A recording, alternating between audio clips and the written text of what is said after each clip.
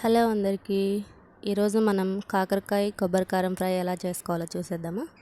ముందుగా కొన్ని కాకరకాయలు తీసుకొని చిన్న ముక్కలుగా కట్ చేసుకోవాలి. తర్వాత వాటిని ప్యాన్లో ఆయిల్ లేకుండా ఫస్ట్ ఫ్రై చేసుకోవాలి. డ్రై అవ్వాలి. కొద్దిగా సాల్ట్ వేసామంటే అందులో ఉన్న వాటర్ అంతా బయటకు వచ్చేసి ఫ్రై అయిపోతాయి.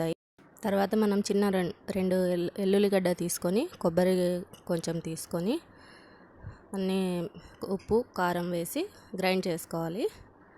ఈ కొబ్బరి కారంని మనం కొంచెం పక్కన పెట్టుకుంటే రైస్లోకి కూడా వాడుకోవచ్చు. బాగా ఫ్రై అయ్యాయి కదా, ఇప్పుడు కొంచెం ఆయిల్ వేసుకొని ఫ్రై చేసుకోవాలి. ఇలా ఫ్రై చేయడం వల్ల చేదు అనేది లేకుండా పోతుంది కాకరకాయలో. చూసారా, బాగా ఫ్రై. ఇప్పుడు మనం ముందుగా గ్రైండ్ చేసుకున్న కొబ్బరి కారం వేసి కొంచెం సేపు ఫ్రై చేసుకుంటే అంతే అండి. చాలా సింపుల్గా కాకరకాయ ఫ్రై రెడీ అయిపోతుంది. రైస్లోకి కానీ చపాతీలకు కానీ చాలా బాగుంటుంది.